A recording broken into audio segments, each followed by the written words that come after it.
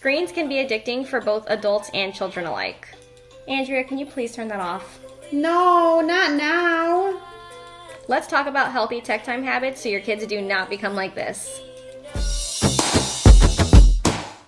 Hey mamas, welcome back to our channel. Let's talk about kids and tech time. This is a really hot topic because I feel like everybody struggles with this. Every family struggles with how much tech time is acceptable in their house and how much is healthy and how not to overuse it so it doesn't become addicting. I know as a parent and as an adult with like a cell phone and social media, I find myself also struggling with this, so it's no wonder that our kids are struggling with this as well.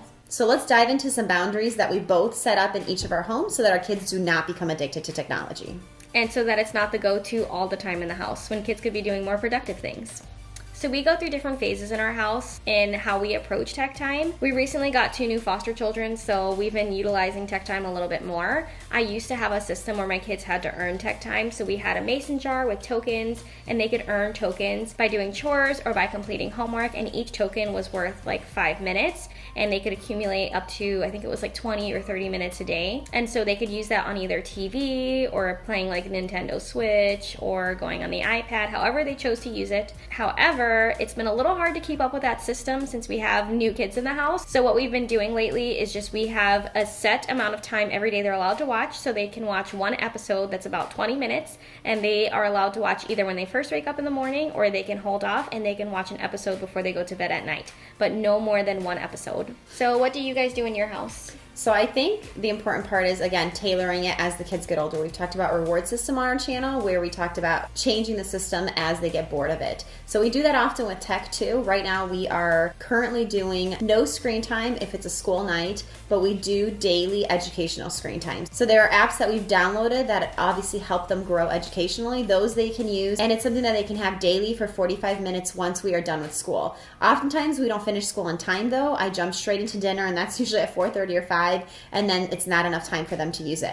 But I'd say 2 or 3 times a week during the school week, they can have 45 minutes of educational screen time. When it comes to tech time on the weekends, it's a little bit different because, again, they haven't really used it during the week, so I see it as completely 2 different entities. So we might allow a movie on movie night when we have family night, or we might allow an hour one of the days, whether it's Saturday or Sunday. I am more likely to say yes to educational screen time when they ask for it during the week than to just say yes to shows or a movie, obviously, on a weekend, just because I really encourage educational screen time, and I really try to discourage the other screen times. I do want to add that we have expectations for them, though. Not only do we have to finish the school, they do have to get their chore done for the day, unless it's one of the days that we're skipping chores, but there are requirements for them to actually watch it, which is part of their to-do list for the day. One way we control our kids not having constant access to screen time is to lock away the devices during the day. So the iPads, the laptops, they're all locked away in a cabinet in my husband's office, except for when it's actually screen time.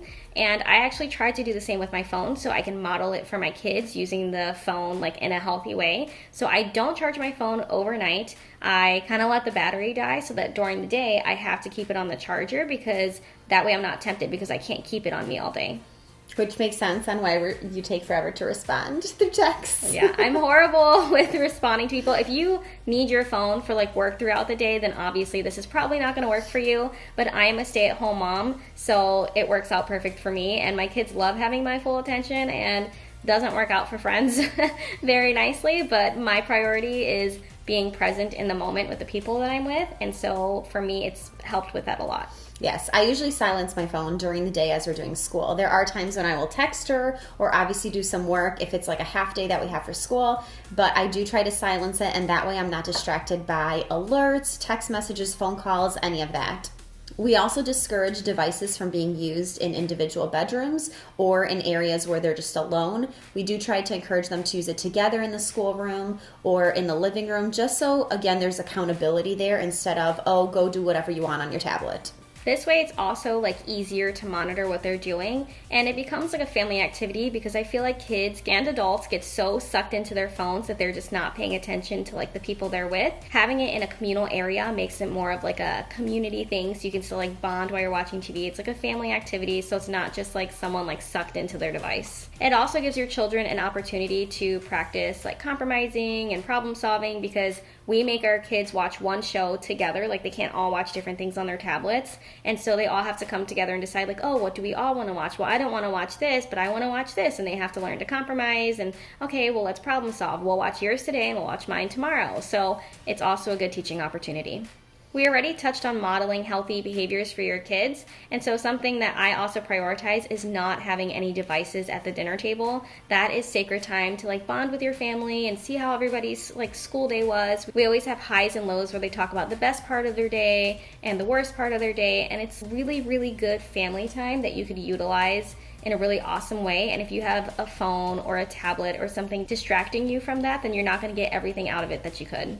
There are many times where we were in survival mode. When you have a newborn, obviously it's a good time to utilize technology more. If you are having just a really hard week, maybe you're sick, hubby is sick, whatever's going on, there are definitely times to utilize it more. In those times though, we highly recommend just using educational things. There are so many apps and there are so many shows that actually teach things instead of them just kind of sitting there, not really using their mind and just being entertained. I mean, again, they all have a purpose and even entertaining ones are super fun, but I just highly recommend when you're in that survival mode and relying on it more to actually use it as a learning opportunity for them to still grow. As the kids get older and are given their own devices, like our girls do have a tablet each for school because at times they have independent work that they need to be working on, and we were just really struggling with sharing one, so they ended up saving their money and each getting one. The point is that once they bought these tablets, we wanted to make sure that we do have full access over them, so that means they are connected to my phone. I can approve or deny any websites. They don't have access to pretty much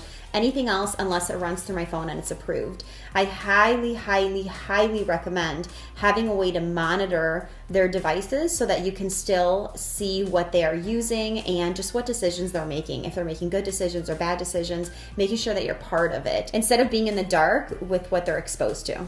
In our family, we have a lot of relatives that live far away, so we do not count FaceTime or video chatting as part of their screen time because we want them to keep up those relationships with their grandparents, with their aunts, and with their uncles.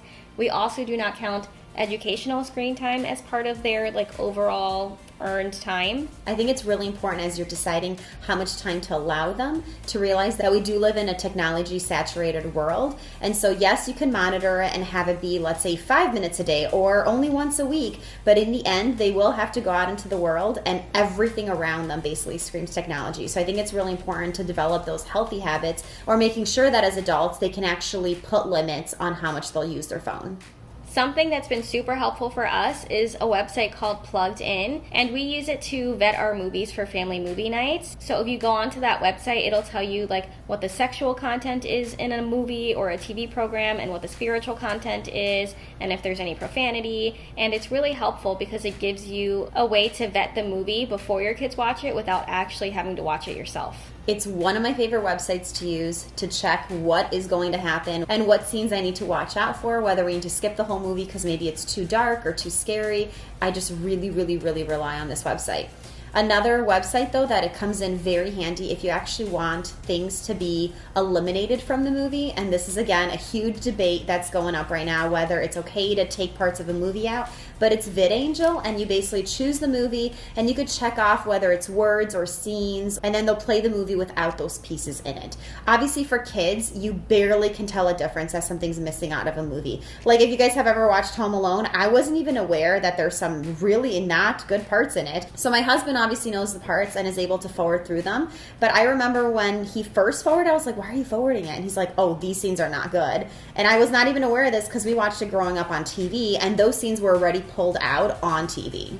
Just like we mentioned this in our previous video about healthy eating, it's really important to talk to your kids about the effects of technology, the negative effects of it, and obviously how it can benefit them. As they get older, they can get more and more details so that they understand, again, the decisions that they'll make will definitely affect them. A good documentary to show them if they are old enough and the right age would be Social Dilemma. I think it was really eye-opening for myself as an adult to watch it because it just kind of shows you how much data it collects on you, so it knows how to suck you in and basically keep you on the app longer and longer. That's why for adults, it's really important too, if you're struggling with social media, to actually set timers on your phone. And these are conversations that I actually have with my kids. So I tell them, like, here are my limits for these apps, and the reason I do this is so that I'm not sucked into it. So they already know that our phones and our screens basically try to suck us in, and what are we doing to kind of limit us and protect us from that. It's great conversations to have with them. Another resource I would recommend on this topic is a book called The Techwise Family. It was so good. It helped us set a lot of our boundaries that we have about technology. He gives you a couple of like commandments, if you will, about the ways to use screen time in your family, and one of my favorite ones is to create more than you consume. Part of that is creating an environment where your kids aren't tempted to like always just like consume, and if they're bored they automatically go to a tablet or to a screen, but to create an atmosphere in your house that promotes productivity and learning and creativity. So for example, in our house we really love music, or specifically I should say my husband does. I'm not very musical, but he's teaching the kids piano, and so we have a piano out for them. We have a kalimba, which if you haven't heard of one of those, you should look them up. They're like a super cool, handy little, it's called a thumb piano, but a little instrument, super easy to learn. We have a guitar out, and then I really enjoy like art, and so I will have scrap paper and drawing supplies, and my kids are really into Pokemon, so I bought them like a how to draw Pokemon book, and it teaches them step by step how to do it.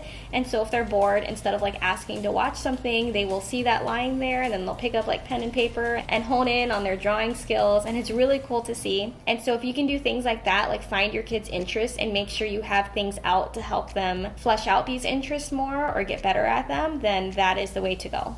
And you could also incorporate a lot of different audio options. There are audio books and there are podcasts for kids. There are just so many things that they can listen to, and that's a really, really good alternative to watching.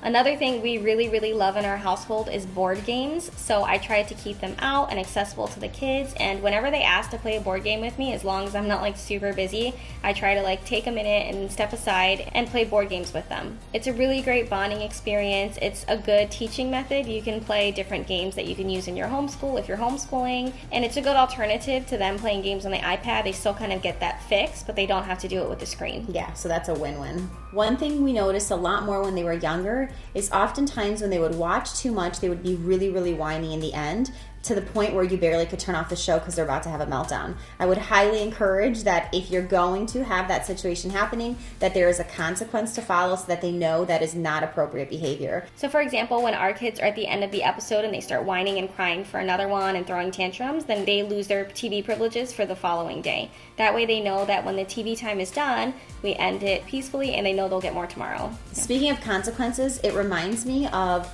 when a child is really young and they go to turn on the TV thinking it's okay for them to just watch whenever they want. That is another thing that we try to obviously monitor. You cannot use your technology, whether it's a phone, tablet, or TV, whenever you would like. It is something that they need to have permission for, and then obviously there are consequences to follow if you don't listen and you turn it on and you start watching without permission. And it's really important to be consistent, because I think it only takes one time for a child to go turn on the TV, cast something, and for them to start watching, and if there's no consequences once they're stopped, you better believe that they're going to do it again. And one way to help with this is to make sure you don't put TVs in the bedrooms. Make sure that all TVs are in common areas where you can monitor their usage. And making sure the expectations are set very, very clearly, especially from a young age, so that as they get older, it's not a battle with, a 10-year-old always wanting to watch or rely on their screen. So those are most of the rules and boundaries we have set in our house. If you have any other really cool ideas of how to manage tech time in your house, please let us know down in the comment section below. And as always, don't forget to hit like and subscribe to support us. We will see you guys next time.